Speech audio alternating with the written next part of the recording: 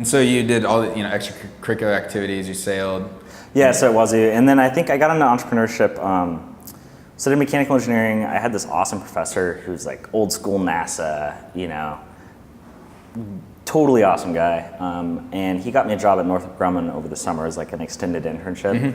I worked for the advanced aero department, so I worked next to the guys that like did the B-2 stealth bomber. Oh wow. The wing anyway for it. Yeah. I got a security clearance and worked on some awesome projects, like what you'd want to do as a mechanical engineer. Yeah. Like top job. And I hated it. It was like project you worked on, maybe a 10-year project. I parked next to this airplane called the YF-23. It was actually an F-22 competitor, and they built two of them. It lost the bid against the F-22 for political reasons. It actually, according to the people there, it had better performance, but like Northrop had won a contract right before, so they gave that contract to Lockheed. Totally political reasons. Interesting. And that just really opened my eyes to, I wanted to be in charge of my own destiny.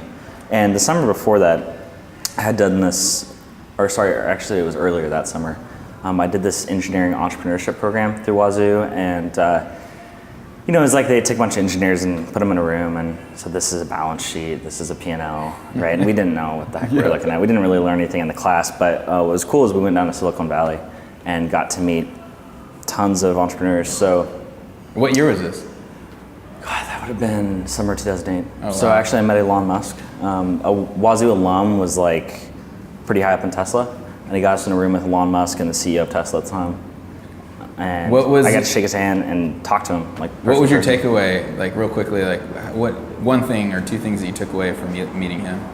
From meeting Elon Musk? So I actually asked him, everyone else was asking questions like typical college students, they don't know what to ask, so they quote something out of a book and it just sounds retarded, right? But he talked about his story a bit, and that guy's just been beat down constantly, right? Oh, yeah. So I asked him, and it was a problem that I was having at the time. I said, what keeps you going? Why do you keep doing this if it's so hard? And because he didn't need the money. And he said, he stopped and he thought about it, and he was like, well, I guess that's just how I'm wired.